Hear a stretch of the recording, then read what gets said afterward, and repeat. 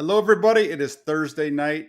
That means it is time for the Hammer and Nail Show. I am Jack Hammer of the Santa Rosa Press Democrat. Next to me is my partner, Jessie Naylor from SI Sports Illustrated, as well as the Last Second Sports. How you doing tonight, Jessie? Jack, I'm a little frantic. I'm not going to lie. My wife is a crazy person. Let me tell you, right now we're going through a kitchen remodel. Okay. We're now on about day 10 without a sink and without countertops. And what does she decide to do? Let's order a whole new entertainment center for the man cave slash where I do the podcast, which means about 5 million cords have to be unplugged, re-ran through. So that's what I was just doing for the last 2 hours. Then come to find out the internet wasn't working after all that, and I barely made it on. So to be honest, I'm a little frantic, and my wife is a psycho, but I love her very much. Hopefully, she's not within earshot of you, because that's those are some strong words there, Jesse. You better watch out. Yeah. Listen, I actually, if I just keel over, you know what happened. she stabbed you in the side while nobody was paying attention. Oh man! Real quick before we get started here, we have a lot to cover with the scouting combine going on, and John Lynch gave everybody a lot of information to chew on yesterday with a couple of three different interview sessions that he did. Real quick, just want to say hello to Rob. He says hello, Jack and Jesse. Hello. And then Richard McDonald says good evening. And just saw that Watson, must be Christian Watson, ran a 4.2840. Did he really? That's not too bad. I also saw a tweet where somebody said that either this is the fastest wide receiver group ever, or the timings are off. Who knows what it is? But a 4.28, that's pretty darn impressive. Can I tell you something actually? Now that because I didn't watch any of the combine, but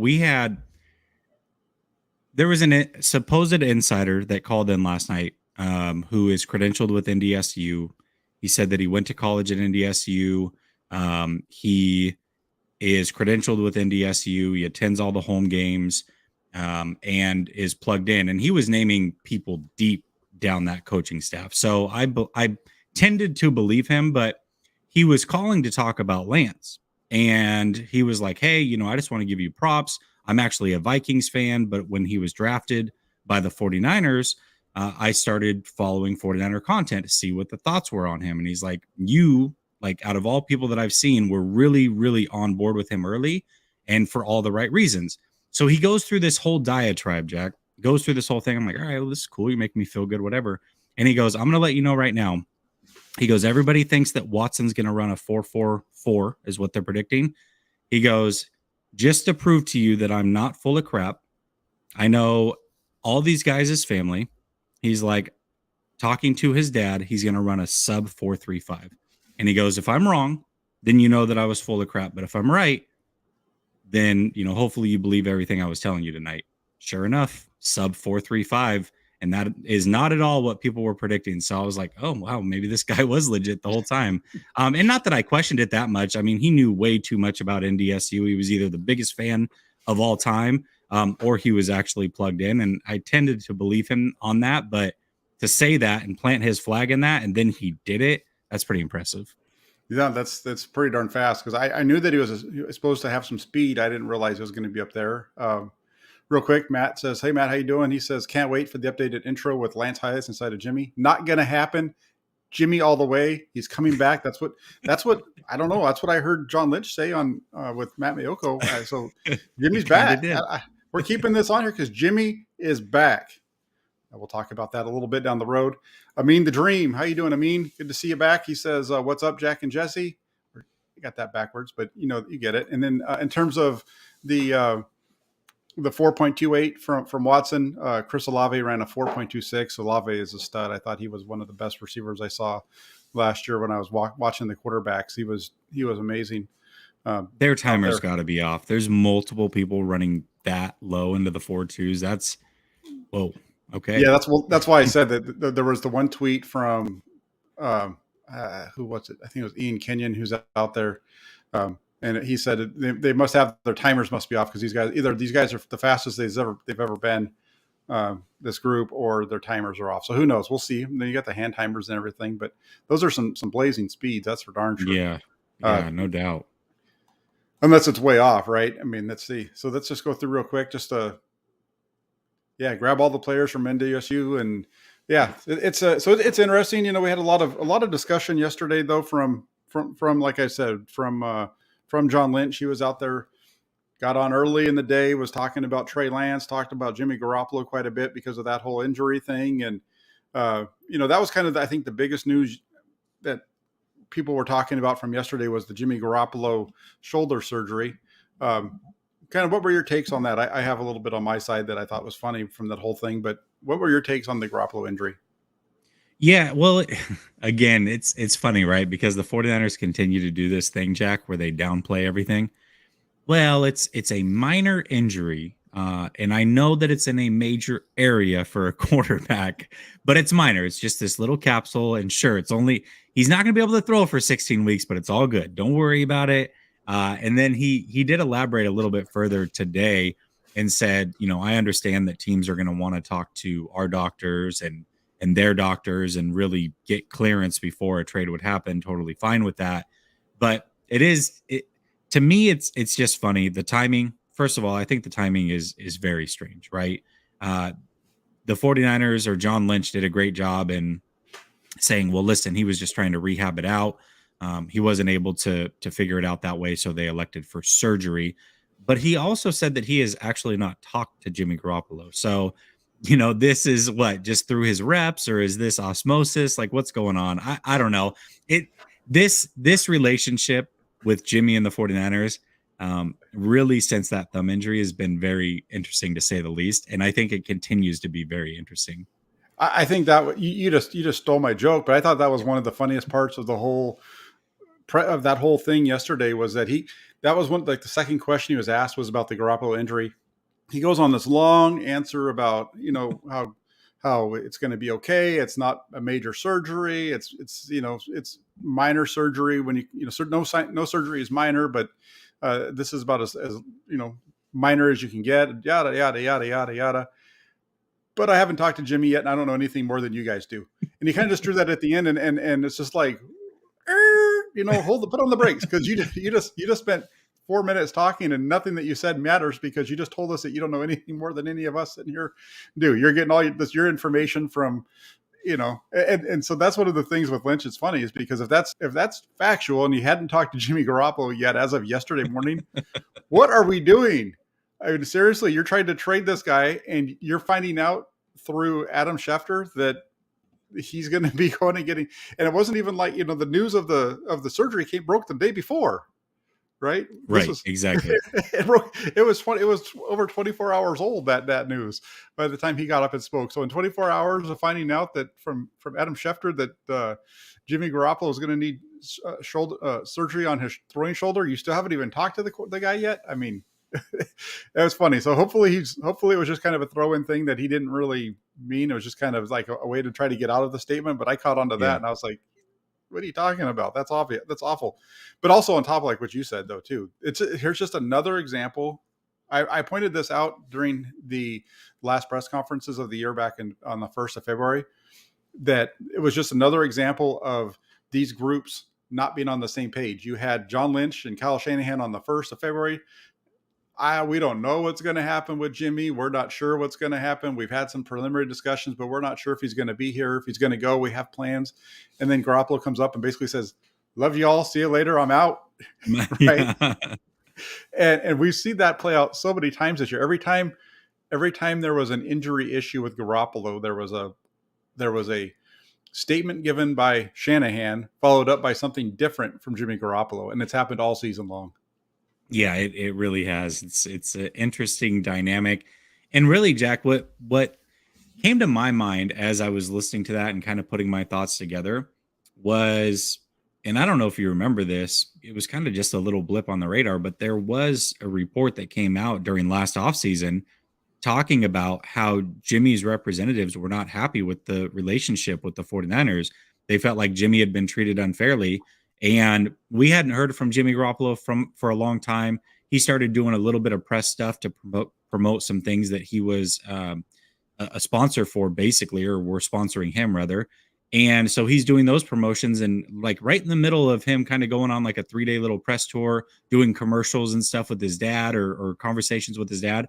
Oh, by the way, his reps are saying that he's not happy with the treatment that he gets from the 49ers. And so I think that thinking of that, assuming that that is the case and that's true, it actually starts to make a lot of sense as they get to the tail end of this relationship that they're doing everything they can to put their client, as they should, by the way, put Mhm. their client first and take care of Jimmy Garoppolo and make sure that whatever the narrative is, they're the ones that are steering it, and the 49ers have no opportunity to do so. Yeah, I don't think there's any. I don't think there was anything in terms of when this information came out. I think that was 100% dictated by his people, because there's no better time to drop a bomb than day 1 or 2 of the NFL scouting combine when everybody's together. That's the time when all this is going to come together, where they're going to try to get rid of him and do a trade, because that's kind of the time of the year they're at now. And you drop that news, and seemingly the 49ers aren't even aware of it. It definitely shows that they're trying to dictate terms of what's going on here. I think really it's about trying to make sure Jimmy Garoppolo gets to a place that he wants to go. Yeah, I agree with that. I think that's exactly what it is. And, he doesn't have that no trade clause anymore. Oh, And so that would make a lot of sense, right? Like that runs out as soon as the new league year starts. So mhm. this is kind of their way to control things and do what they want to do. Yeah. So it's been just a kind of a funny couple days here with the Garoppolo. He's going to get traded, I think. How about you? Yeah.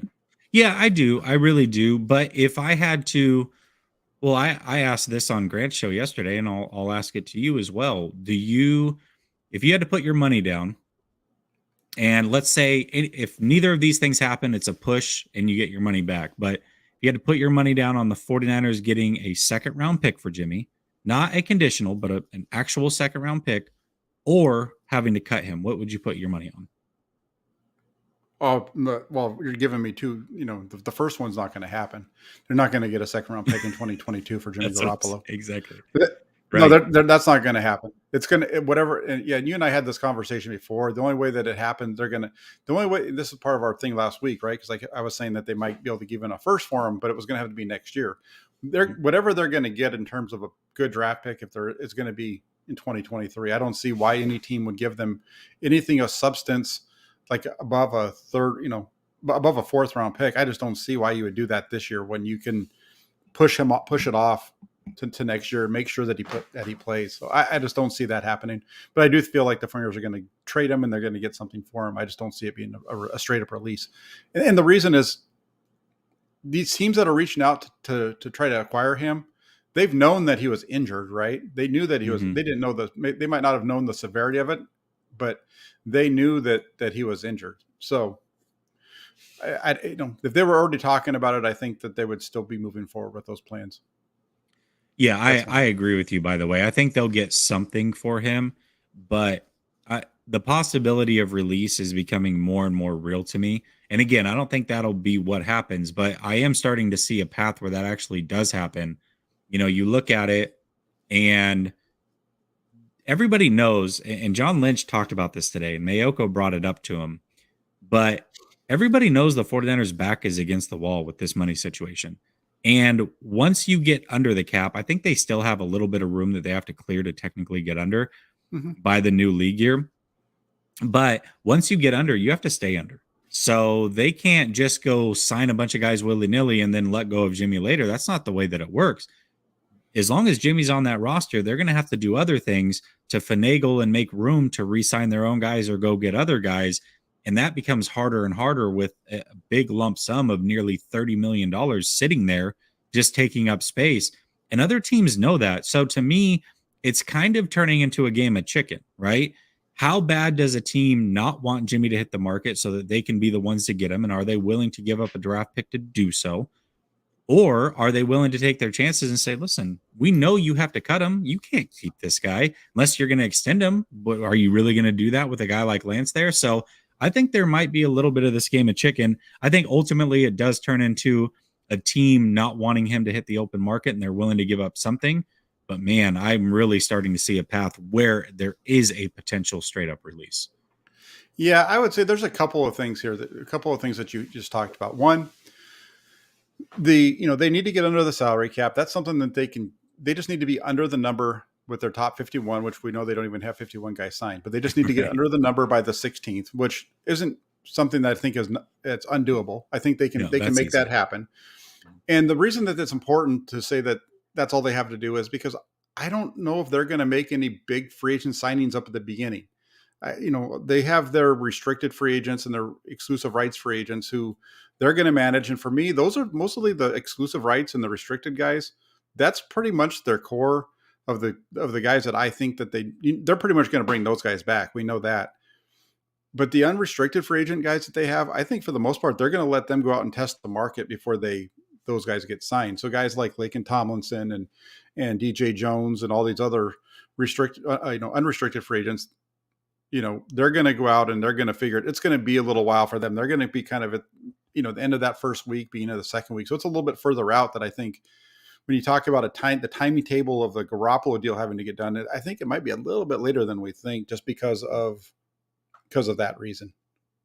Yeah, and that's fair. You might be right about that. I think we'll see. I would like to think that the 49ers have it figured out a little bit, knowing that this is a possibility. But I personally don't see a rush to go sign Jimmy Garoppolo or trade for Jimmy Garoppolo. We talked about it last week. It doesn't seem like Rodgers or Wilson are going to get moved. It certainly doesn't seem like Brady's coming back. And if he does, it really sounds like he's going to have to stay in Tampa because Arians seem to be pretty firm on that. But either way, there are other pieces out there. There are the Mariotas, the Minshews, the Trubisky's, Wentz if he gets cut, which I find that unlikely as well. But those guys that, even let's agree that they're worse than Jimmy. The difference to me is not enough to pay Jimmy potentially double and trade an asset for him versus bringing in one of those guys to be your bridge quarterback or whatever it is that you're looking to do. So I think that there are some pieces that still may have to fall and it might not go down immediately, but we'll see. Yeah, and I agree with you. And I do, with Sunil, So Real Sports Talk TV here. So Sunil says, is assets plus an injured Jimmy better than Mitch or Mariota with no assets? And I think so. I think Garoppolo is better than those two, and I think he'll be healthy by the time the season starts. Um, I understand the cost is going to be something that they're going to have to deal with. So maybe that's all going to play into it when this deal comes down with where he goes or whatever it ends up happening. And Boulevard throws out here Washington or Pittsburgh, and the more that I've talked about this week, the more and more I'm talking myself into. I think that Washington is the perfect spot for him to go. One, they have the cap space to absorb him. Two, they have a quarterback that can kind of get them through the off-season period. And on top of that, this is a team that made it to the playoffs in 2020 on the back of a veteran quarterback. They know that they can reach the playoffs with that type of play. And I think Jimmy Garoppolo can give them more than what Alex Smith gave them in 2020. And that team with that defense they have there can make the playoffs in the NFC East. Yeah, I think Washington is certainly the most perfect fit. And to me, Washington and Pittsburgh were the teams that I landed on. But the more I think about Pittsburgh, the more I could see them spending one of their picks to get a quarterback that is a rookie, probably is going to have to sit. So then I can't see them spending an asset on that and then also spending an asset on a bridge quarterback. I think most likely Trubisky. I think that's a great fit for Trubisky. Trubisky or somebody like that. Jameis Winston maybe can go there, be the bridge guy for a year while they groom their rookie. And then Washington, I do like that's the one team that I look at the most and say, if any team is desperate enough to not let Jimmy hit the open market, because Ron Rivera definitely needs a winning season and a playoff appearance to save not only his job, but his head coaching career. If he loses this job, he's not going to be a head coach anywhere. So, in my opinion, that team does need it the most. And I do. I think that's the best fit. I agree with you. Yeah. Yeah. I think so too. I think that's really the direction this is all heading. So let's just kind of switch gears a little bit though. The one other piece that kind of came out yesterday, and it was before Lynch got in front of them, the full national media. It was actually in the morning when I think half of the Western United States was still asleep. But he went on with Peter Schrager, I think it was, correct? Mm-hmm. And had a lot of things to say about Trey Lance. And one of the big things was that Trey Lance is everything he thought, everything that we thought he was. and that it sure sounds like they're giving the keys to Trey Lance here for 2022. Yeah, he definitely said. I mean, obviously, at the end of the interview, he's like, "Well, but we'll keep Jimmy if we have to, right?" But uh, he did say he's like, it's really hard to imagine not playing a guy that you spent that many assets on. Like we spent this many assets on him for a reason. He is everything that we thought he was. What's funny though is everything that Lynch said, whether it was good things about Jimmy, things about Lance, which he's going to say good things no matter what. It's funny because I feel like all of this has already been reported and now we just heard it from Lynch's mouth. But it's like if we didn't hear from Lynch, all the same things would have been out there. It's almost like it's almost like Lynch didn't even connect the dots in his own brain. He didn't talk to Jimmy. And he's like, well, what are the national reports saying? I'll just reiterate what they're saying because you've already heard it all anyways. um, but yeah, so he did. He definitely did praise Trey Lance.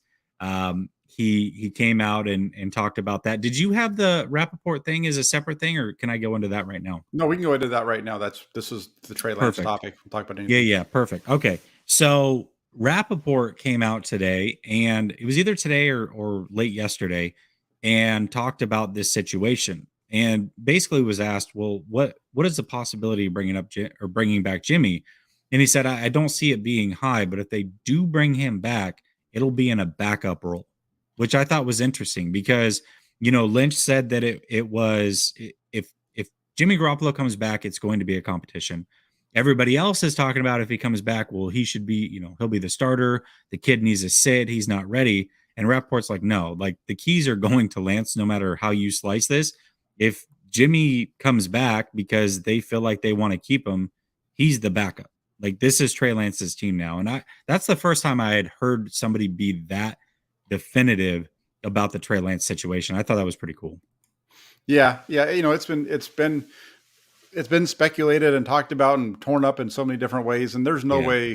there is no way that Jimmy Garoppolo comes back to the 49ers next year and is asked, and it is going to be the backup, and you're going to pay him $25.5 million on your salary cap when you're in the position that they're in. It's just not going to happen. It's just simple economics. And unless they decide they're going to only play with 33 players or something like that, it's not going to happen. So Garoppolo won't be with the 49ers next year. They're not going to, Trey Lance is going to be the guy.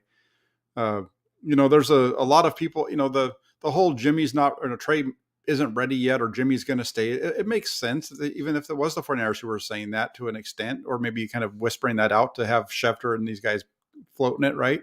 Because that all helps them with the Jimmy front. But people that have been paying attention, they've known for a while, I think, that this was the direction that it was going. It's going to be Trey Lance in 2022, and I think everybody's ready for it.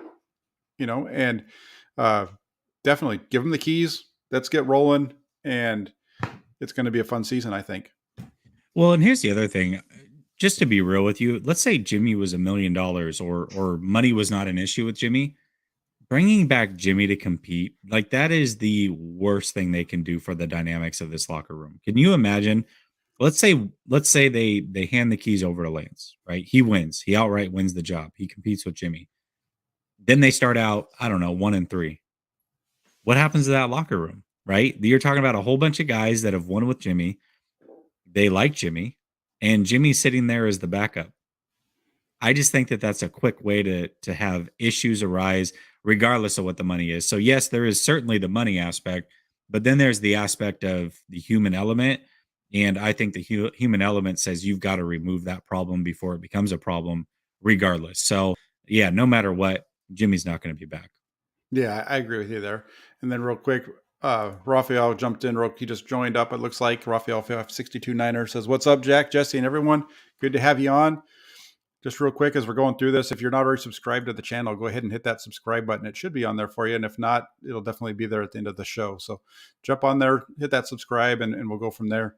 The other piece on here that this is kind of staking on this Trey as Jimmy is that Matt Mears says, Jed loves Jimmy. I'm telling you guys, it's still a possibility that Jimmy stays. I don't know. The reason I brought this up and the reason this rings with me is because we're seeing this big revamp of the coaching staff. And I think that it's because there's some pressure on Kyle Shanahan because this team needs to win. if they're moving off of Jimmy Garoppolo going to Trey Lance, and like what Matt says here, if Jed is a big Jimmy guy and I think that it's a situation where they need to win, and if not, it's going to be a year, maybe this year and maybe the following year of Kyle Shanahan if they don't get it ready to get this thing rolling with Trey Lance right off the bat. They're gonna have to hit the ground running with him. Yeah, they definitely are. I mean, they need to win for sure. Obviously, going to the NFC Championship certainly helps, right? Like, I don't think he'd be fired regardless of what happens this year, unless he just completely lost the locker room. But again, it's the internal competitive side of Shanahan, regardless of what outside pressures are. I think he wants to win, and I also think that he has that probably more pressure on himself than anybody could put on him. I really take Shanahan as like the ultimate competitor. And I mean, stupid stuff like throwing the football into the oven, just how excited he was and just how competitive he was. Like the little things like that really kind of give you insight into how people are. And I really take Shanahan as like one of those has to win at everything type of guys. And I like that. I do like that as our head coach. So I think that he's probably going to put more pressure on himself to make sure that this thing works than anybody from the outside could. Yeah, I agree. It's going to be. I just feel like there's pressure there. This got one. The last thing is that I'm going to say on this is an owner that has fired two coaches coming coming off of playoff seasons. He had back to back playoff seasons with Steve Mariucci out. They had three straight playoff seasons with Jim Harbaugh. They tried to trade him, and then they got rid of him the year after, the mutual split of the two. So, championship game losses don't go a long ways with Jed York, it seems like. So we'll see how this thing plays out in 2022, especially if they struggle and they don't get to the playoffs and they're under 500 or something awful like that. That would be worst case scenario for the 49ers. And I think you could see some big shifts going on. And that kind of leads into, before I go to this one, I do want to, that would lead into this question from Adrian, where he's saying, John Lynch playing coy, or does he seem disconnected from what's going on? Should he have taken the offer from Amazon? John Lynch talked yesterday, I believe it was, and talked about how he was offered $15 million a year to go work on TV at Amazon and chose to stay with the 49ers. And, you got to applaud him. He likes the competitiveness of what he's doing here. And I think that's why that TV deal is always going to be there for him, because he's a Hall of Fame player and he knows how to talk. But again, this is one of those things where if Trey Lance doesn't pound out the way that everybody expects him to, maybe John Lynch is working at Amazon in 2023. Yeah, that's true. John Lynch is the ultimate politician. I swear that guy, he's, I call it the leadership circle. Like, this is something that people in corporate America that are in leadership roles do really good, where you ask them a very direct question, and they talk for about 60 seconds around in a circle, and they say a bunch of nothing without answering. They say a bunch of things, but they don't answer your question at all. That's John Lynch. He's fantastic at it. That dude really could be a politician. So yeah, if this doesn't work out in San Francisco, he'll always have a spot somewhere on TV. He may not be getting 15 million in the future. We'll see what happens there, but he'll be fine. He'll be taken care of. So I think he knows that. And I really do think that he's trying to win a Super Bowl. They've been so close twice now. It's just one of those things that he probably wants to accomplish. So, yeah, no, I think so. And then I think we have Grant Cohn's burner account in our chat over here. It looks like he says, Jack Hammer, would you trade Kittle for a starting level cornerback and replace Kittle with Jennings? Jennings can block well, and we can get a vertical threat return guy for Jennings' spot. That comes from How About the Niners? I think that might be Grant's burner, because that sounds like something Grant was talking about this weekend. Jennings is too small to play tight end, for one. For two, next year is the year to look at trading Kittle. If they genuinely want to look into it, right now the cap is too much to trade him. You'd have to wait till after June 1st. In that instance, you would have to trade him for a player. The player that Grant suggested, I believe, is actually, they're working on a contract right now in Miami. That came out. So I don't think that's a possibility anymore. And for me, why would you want to take a weapon like that away from Lance in his first year starting? I think that's just a horrible way to introduce him. Keep him this year. Hope he stays healthy. and that value stays high. And if you want to explore it, you would do that next offseason, not this offseason. But that's my opinion. Yeah, but I do like the question here. I'm joking around with It is no, it is a good question. Yeah. it is a good one because this is something that I can see the 49ers doing down the road, or would make Mhm. sense, or it is a way that you could get around. You're not, the Kittle is a really good weapon. He's really good after the catch. But they could use Jennings in the passing game and a lot of the same routes that Kittle runs. And then it would be, how do you handle the running, and is Charlie Warner up to the task in the running game? Are we going to use Kyle Juszczyk more and actually pay him the amount that he's worth? Um, get him the ball because of how much we're paying him and all those types of things. So, I mean, I can understand the question. This is actually a really good question. And I do think it's something that they might be able to do down the road. Like, so, maybe take a look at that in 2023, that circle back. Cause I don't think that's going to happen this year, but it is something that I could see happening down the road, just because it kind of could fit into working with Trey Lance. But I just feel like Lance needs a tight end because he worked with the tight end so much at North Dakota State that's still a strength of his. Yeah, and year one's the most important, right? Like they need to make sure that Lance gets off the ground and runs right away. And to take a weapon like that away from him just would be, it doesn't make a lot of sense this year, but in the future, certainly yes. And next year would be that year to really start looking at that. Yeah, for sure, for sure. And then there's a bunch of other things that were talked about at the draft. I'm just going to pull this banner off here because we don't need this one anymore. But the other stuff, there was the Kinlaw news. That was really good news, I thought. Kinlaw rehabbing, and Mhm. the best part of that news, like we talked about earlier, Lynch said a lot of things, but he doesn't really give you straight answers very much. But the positive news out of the Kinlaw deal was that he's been working with the same trainers down in Los Angeles that uh, Nick Bosa worked with. So I think that's a big positive. Yeah, absolutely. I mean, first of all, McGlinchey, that was a big one. Um, Kinlaw, hearing about that, that's a big one. He talked about Verrett also possibly coming back, Mostert, and he was also very candid in talking about DJ Jones, that would be like the tricky one out of all of them. He felt that was the tricky one. So, uh, you know, they obviously have a clear pulse on the plan, and the fact that they're willing to share a little bit, peel back the curtain a little bit, and be honest in some of those situations, I think is pretty cool. I hope that Kinlaw pans out, man, especially if DJ Jones does go. I'm really rooting for the kid, just as a person. I mean, what he came from, what he had to get through to get to the NFL. I don't know how anybody can't root for that kid. But that being said, I'm still worried, man. I mean, when you're that big and you have knee issues, they can say what they want. The way it acted to me and just having it, I'm going to stick by there being some early onset arthritis in there, and that's just my opinion. Obviously, there's no way for me to know that, but that's my concern, is that there is some permanent damage in there, and this is going to be a constant maintenance thing for him. Yeah, and I do think that when you go through the list of those names, and I do feel like the one Lynch could have just said, we like all those guys, and if the money's right, we're going to bring him back, because that's pretty much what he said about all of them with longer answers, because that's I think the direction they're going to go. And DJ Jones is a really good defensive lineman.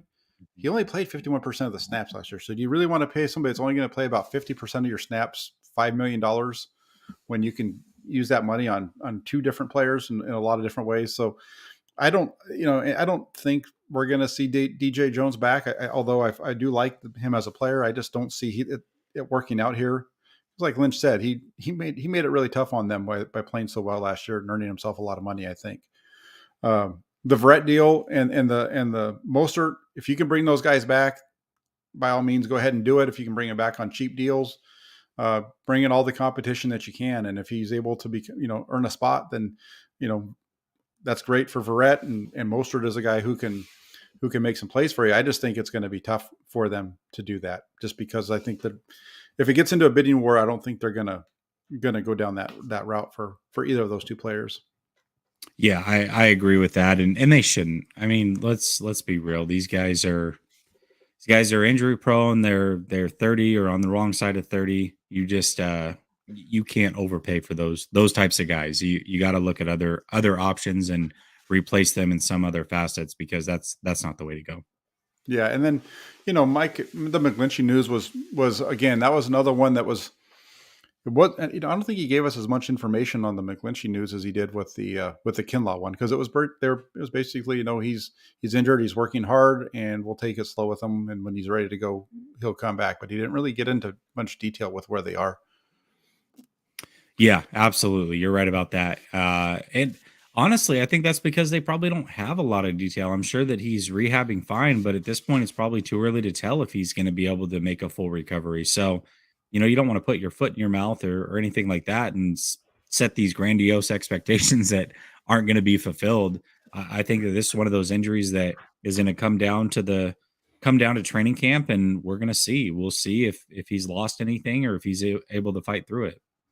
Yeah, we'll see. And then real quick, super chat over here, Michael Everett. Thank you for the super chat. He says, "Hey Jack and Jessie, I really enjoyed the show. Thank you very much. We appreciate it." He's a Niner fan in Melbourne, Australia. That is awesome. That's cool.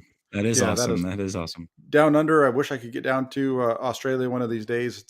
It's a beautiful country from everything I've seen. My niece and her boyfriend have been down there a few times, and I've really enjoyed it. So thank you, Michael, very much for the donation. That's fantastic.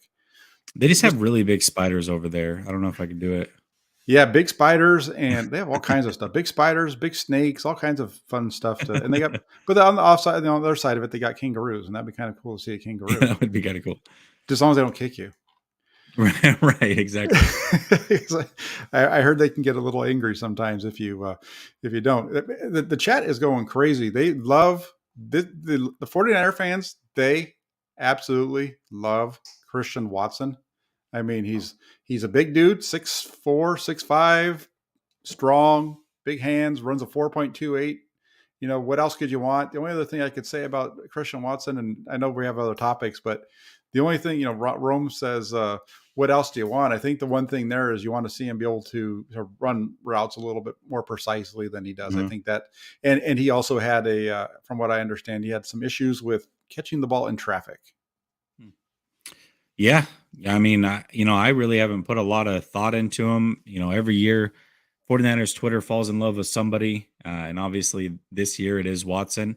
Now that he ran a 4.28, I mean, he's not going to make it to 64 or whatever they pick out anyway. So what is it? 63, 64. He's not making it there anymore. So we can put that one to bed. If you're that big, that strong, that athletic, it's not happening. It's just not. So that's, unless the 49ers are willing to trade up, which, I mean, yes, it would be great to have an elite athlete like that, but to trade up for a position that you don't necessarily need, man, that's a tough pill to swallow.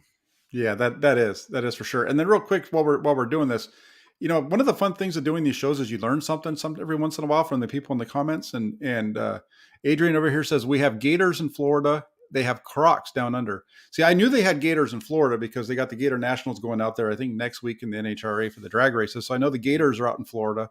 I didn't realize that was the difference. So like the crocodiles are the ones, and it should. What a dummy, Jack. I should have known that, since it's the crocodile hunter is Australian, right? Oh, crikey.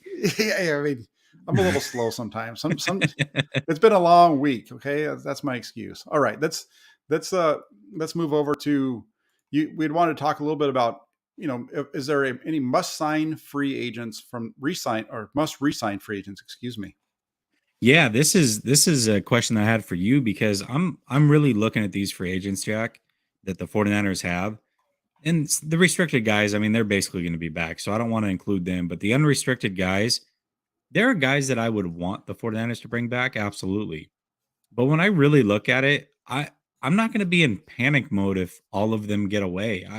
I think every single one of them are replaceable, whether that's DJ Jones, whether that's Lakin, that would probably be the toughest pill to swallow, whether that's Jaquiski Tart, K'Wan Williams, whoever. I genuinely think that, again, these are players that I would like to bring back, some of them, but if all of them got away, I'm really not worried. The core of this team is still in place.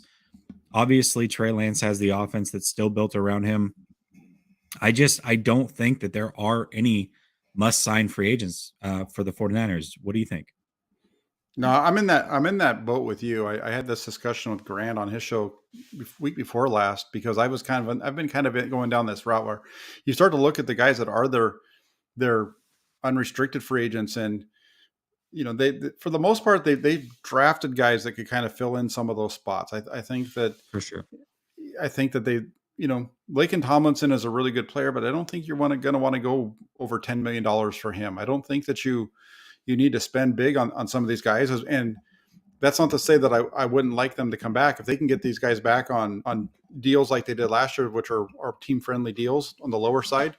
By all means, go out and get them. But beyond that, I don't think there's anybody that when I look at their unrestricted free agent, the 49ers, where they say they absolutely positively have to get this guy, and if they don't, there's no other way that they're going to make it through this year. Yeah, absolutely. And like I said, by the way, Lakin's going to get more than 10. Like if you look at the highest paid guards, $10 million puts him around like 10th or 12th highest paid, I believe. If I looked at that correctly a couple weeks back, or if I'm remembering correctly. So he's probably going to be somewhere in the area of 12 to 14 a year, especially with the cap going up. And I don't think that the 49ers should pay that. I really don't. I like what he brought to the team. I love that they got him for basically nothing. They got a lot of great years out of him. But if that's what it's going to take, I'm good on re-signing Lake and Tomlinson. I really am. Yeah, I think his over the cap contract valuation was 12. Yeah. So it's definitely high, and I just don't see them going that number with him. And again, I think that's where this last year's draft was really like Lynch said this yesterday, and I do believe it, and I've been thinking this for a while, and I've said it a few times. I might have even written it down a couple of times too. But this draft was really built. The 2021 draft was really geared towards 2022, feeling that they could Mhm. certain positions that they were going to be able to be strong in, and let's get these guys in, let's get them into the system, and then they can play the following year. So uh, I really feel like that's the way that it worked out. And then the other question that you had for me, I don't know, was there anything else you want to hit on this topic? On the re-sign, no, but as far as free agents, I do have a question for you. Yeah, there we go. Yeah, yeah, Um, okay, so I've really been trying to rack my brain. I did bring up Cordero Patterson, who I would love to have, by the way. I think he would be a fantastic weapon, but everybody keeps talking about the secondary. And so for me, they obviously need to figure out the nickel corner spot. They might have to replace Tart, but everybody keeps talking about they need a pure number one corner. They need a lockdown guy, which good luck finding that, right? Like that's not going to happen this offseason, in my opinion, not right away, anyways. And so you hear guys like JC Jackson, who chances are he comes back to New England, and you keep hearing about Stephon Gilmore. And I look at Stephon Gilmore and say, well, this guy's probably going to want somewhere in the neighborhood, I would imagine, 2 year, $26 million. I'm not paying a 32-year-old man corner that kind of money in the possibility that he falls apart on our team. Like if he goes out and balls out for the next 2 years, I would rather that happen on another team than sign him and have him fall apart on this team. hmm But I would like them to splurge in the secondary. However, not at a corner position. The guy I would like them to go get is somebody that is interchangeable with Ward, can play either position. And I also look at what between he and Ward could do in a pinch, or not even in a pinch, if they just need it throughout games or whatever. Both of them can play that nickel spot and both can play one high. To me, Tyrann Matthews, the guy I would splurge on. 29 years old. I think he'll play next year at 30. Safeties can play well into their mid 30s as long as they take care of themselves. And I just feel like the duo of him and Jimmy Ward really can clean up any issues that this team may have on the back end. And they would force a lot more turnovers. Jaquiski Tart's a guy that has one turnover in the last 3 years, I believe, one interception. And this team was ninth worst in forcing turnovers this year. And I just think a guy like Matthew, if they can find the money, right? And it may not even be realistic, but if I'm going to splurge on a guy in the secondary, it's not going to be on a corner. It's going to be on Tyrann Matthew. What are your thoughts on that? No, Matthew was a name that I know a lot of people have brought up. That wouldn't be a bad one. I would go more towards the corner if I could. Like again, DJ Reed is a guy that I keep bringing up, and that's a guy that I would like to see them go. And just because I think that is a position, if they could, it depends on what happens, right? If they can get Jaquaski Tart to come back, that's good. And then if they get DJ Reed, that gives them somebody that can play inside and outside. Ambry Thomas could fill in and, play half the seat. He's going to play probably about half the snaps because Reed would be playing inside of the other ones. And, there'd be some mixing and matching. So I think DJ Reed is one of the guys that I really like. I keep talking about him too much, so it's probably not going to happen. But Matthew is depend if they do break the bank, that would be a good choice because I originally thought Jordan Reed was going to be a very expensive free agent, and that was the route that I was going to go. But I don't think his number is going to be quite nearly what I thought. So as far as like somebody that's a top end guy that's going to cost a lot and you're going to make the splurge, sure, go with Tyrann Mathieu, and the honey butter don't care. So bring him out here. Yeah, it definitely doesn't. Plus, I mean, if you can make the Kansas City Chiefs weaker, I'm all about that.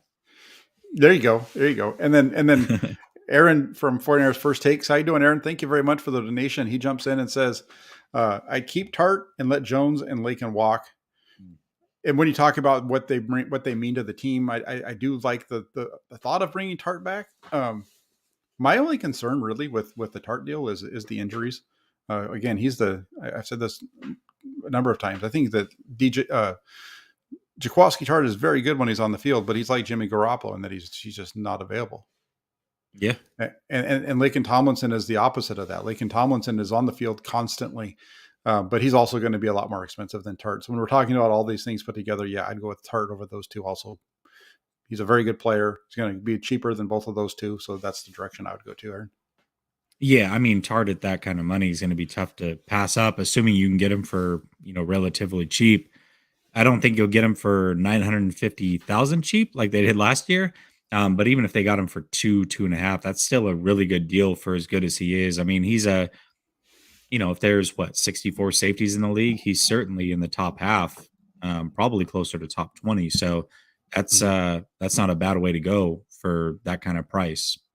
Yeah, and like I said, my only thing with Tart, he's a really good player. I just the injuries are what scare me with him, and I think that might scare the 49ers off a little bit too, unless they can bring him back really cheap. And then real quick, how about them Niners? Jumps in with a super chat. Sorry about that. How about the Niners? I know you threw this question out a couple of times before. We didn't get to it. We just weren't at that point in the conversation yet, but this works out now because we're talking about spending on a free agent. You're asking about, maybe letting Lakin Tomlinson walk and picking up Will Hernandez at guard. I don't think he's going to be very expensive. What are your thoughts on this one, Jesse?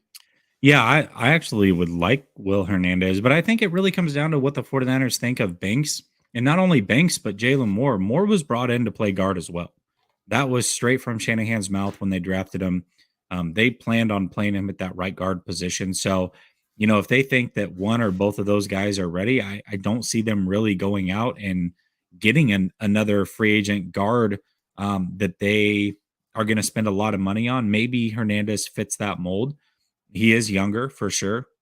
Strong guy. Maybe that is the right player for it. So I think it just really depends on those other two and what the team thinks of where they're at this point. Yeah, and I agree with you. I really feel like when it comes to the guard position, I don't feel like the 49ers value that position to spend big money on that. And so I think what you're going to see is the 49ers they're going to either bring in another rookie or here's what I think. It's going to be Lakin Tomlinson gone, left tackle Aaron Banks. Alex Mack will be starting at center, and your right guard is going to be Jalen Moore. And then it's going to be, I'm not sure what's going to happen right now over at right tackle. It's either going to be somebody like, hopefully it's going to be McGlinchey. We're not sure, but it could, that's the guy that I think it's going to be. Or it's going to be the guy out of Kentucky, and I'm blanking on his name right now. There's a tackle from Kentucky. I should know this because I just wrote about him today because I put out my combine prospects to watch. Darian Kennard from Kentucky. He's a guy that's probably he's going to be gone by the end of the second round. The 49ers might be able to get him at 61, but he's not going to make it to the third. That's for sure. He's a good play. He played right tackle and left tackle for Kentucky in the SEC. Started there, played pretty well. They project him more as a guard, but can still play at tackle. And he kind of seems like a guy that would fit with the Niners because Kentucky runs a lot of zone-based scheme, a lot of the stuff that the 49ers run. So if you're looking for somebody that kind of easily projects into the 49ers offense, Kennard would be one of those guys. Yeah, absolutely. And somebody in the chat just said another receiver ran a 4.21. My Yeah, I saw that. gosh. Tyquan Thornton out of Baylor, 6'2". I think we all had Tyquan Thornton going to the 49ers in the third round, right? I mean, he's right there. I'm kidding. I don't know. I know, But yeah, no idea. I I, was like, we I, did? I know, I'm kidding. I barely got into the end. I Uh, barely got into the draft stuff this week, and people have been asking me what my thoughts on it, and I hadn't really dug into it too much with the combine. I dug into it a little bit for an article for today. I'm actually going to be going on vacation for a few days, so I'm not going to be around for the weekend and Monday whoa, and whoa, whoa, Tuesday. whoa, So, whoa, whoa. You don't get to take vacations, Jack. That's not acceptable. well, here's the thing though, Jesse. Here's the thing. I will say this: the last time that I went on a vacation was right after the draft in 2019. That turned out okay for the 49ers. They made it to the last game of the season. Okay. All right. That's So fair. maybe the problem is I'm taking my trip before the draft. We'll see.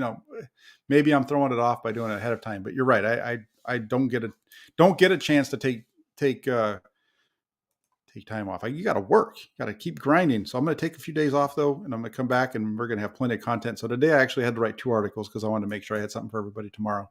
You guys are going to really You like that one. So get over to 400 Press Democrat tomorrow because you're going to love it, especially the guy early on in the show who didn't like my opening wants it to change.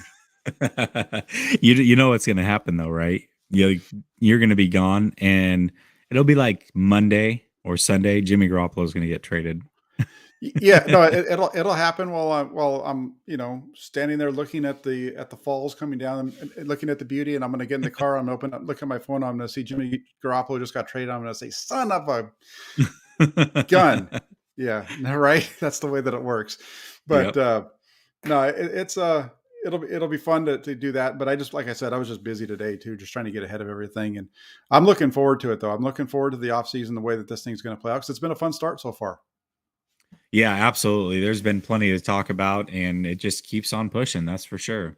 Yeah, thanks, John Lynch, for coming out yesterday and giving us a lot of good news. Thank you, Jimmy Garoppolo, for not liking the 49ers and wanting to stick it to them when it comes to your Man. to your injury and everything else. I think this team is going to be fun.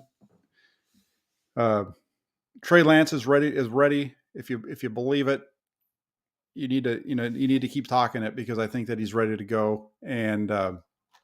It's going to be a fun rest of this offseason. We got a couple more days here of the combine. Free agency is starting to pick up. There should be some news on contracts in the next 2 weeks as well, like we talked about earlier. Garoppolo's going somewhere, and then free agency hits on the 14th. It's going to be fun.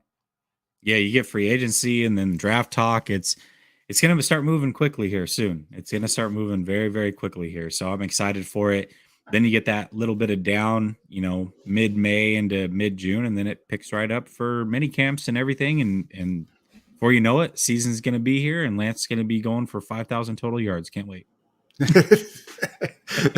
there you go. No pressure, kid. Just go out there and put up 5,000 yards your first season. Total yards. That's rushing included. I just want to be clear about that. No, I understood that. That's a lot of yards. Hey, it's you got guys throwing for that in a season now, right? So it's true. Yeah. And Eric says real quick, that's messed up. Jimmy G. Furnace done right by him, paid him after 5 games, stuck with him after multiple season injuries and boneheaded picks. And no, you're right. There's a lot of things to with Jimmy Garoppolo. Like I said, there's a lot of positives. There's been ups and downs, and just get yourself over there tomorrow when you see my new. Just keep refreshing tomorrow the 49ers.Press Democrat blog because there is going to be a story that you guys are going to want to read about Jimmy Garoppolo because it was a fun one to write today. But beyond that, just Jessie, you have anything going on your channel tonight? Not tonight. We might be going Saturday. My co-host is out of pocket for the rest of the night. So nothing over there, but definitely tap in over at Last Second Sports. We're making a push for 4,000 subscribers. We're trying to figure out what the giveaway is going to be once we get there. But yeah, come tap in if you haven't done so already. We definitely would appreciate it over there. Yeah, there you go. Please, everybody, get over to Jessie's channel and do that. And then also while you're here, really quick, and I've been talking this up the last couple, like basically this week and a little bit, maybe at the end of last week, but really trying to push the channel forward, trying to get viewership up. We need to try to get to, my goal is crazy. I'm looking to try to get to 7,000 by the end of May, I like it. because those big numbers, that's about doubling the size of this right now as far as the number of people that would be subscribed. We try to bring the best content that we can to you. Jesse does a great job on his channel as well, but he also brings a lot of value to my channel. Trying to do this deal where I can get out and be at every 49er practice and not have to skip them, so I have to go to another job. And that's the way that it's going to happen, is if we can get this thing rolling. So if you guys like the content, please share the site with all your friends and family and coworkers and everybody else. Tell them they need to come over and check it out, get some good 49er information and some laughs, and from a guy who doesn't know if it's a crocodile, forgets all about the crocodile hunter. But yeah, let's make that happen. That'd be fantastic, because Jack promised that he would FaceTime me the whole practice. So I'm looking forward to it. Jack, don't pull back on that now. That 7,000 might happen. I just wow. Either that or I'm going to have to call up Connor Weddington. I don't know, one of those two. But maybe I need to see if I can get on his good side. But anyway, thanks a lot for everybody that joined. If you could please hit the subscribe button, hit the like button, hit the little bell notification so you know every time we go live. That'd be fantastic. But beyond that, have a great weekend, everybody. Make sure you get over to 49ers.pressdemocrat.com tomorrow or over the weekend for the my latest article. And I'll be back on Wednesday with some more content. And I don't know, maybe since I'm going to be in Portland, I might run into somebody that you guys know up there that has one of these web you're going to shows. Portland? Yeah, up in that area. So okay, know, if you, I'm not sure. I'm going to be out there while he's in Indianapolis. So I don't know if we're going to hook up, but if something happens, you might see me. Otherwise, it's going to be Wednesday. Yeah, I mean, I'm from Portland, so let me know if there's you have any questions about the area or something you want to check out or whatever. I got you. Yeah, and then remember also Thursday night, 5:30. Get yourself here, because Jesse and I will be back next week as well. Have a great weekend, everybody. Enjoy the combine and the weekend, and we'll be talking to you soon. Take care.